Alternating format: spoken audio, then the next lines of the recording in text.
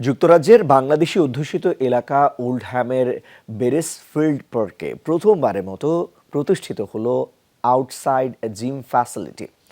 Cold first ওয়ার্ল্ডের কাউন্সিলরদের উদ্যোগে লোকাল ইমপ্রুভমেন্ট ফান্ডের আওতায় প্রায় ৩২,০০০ পাউন্ড ব্যয়ে তৈরি হয় এই ফ্যাসিলিটি, যেটির উদ্বোধনী অনুষ্ঠানে উপস্থিত ছিলেন কাউন্সিল আব্দুল জব্বার, আব্দুল মালিক, রুজি, সুরজান, নজরুল ইসলাম সহ আরও অনেকে। পাবলিক হেলথের প্রতিবেদন অনুযায়ী অর্থনৈতিকভাবে কঠিন সময় পার করছে এলাকাটির বাসিন্দারা, আর জনসাধারণের জন্য উন্মুক্ত হওয়ার এই সুযোগ সুবিধা ভোগ করে স্বাস্থ্যগত সমস্যার সমাধান পেতে পারেন অনেকেই বলে জানান উপস্থিত কাউন্সিলররা। আজকে আমরা এখানে দলইছি, আমরা নতুন একটা আউটডোর জিম আমরা কাউন্সিল থেকে ফান্ডিং আনিয়া বানাইছি। এটা ফ্রি অফ চার্জ হইব।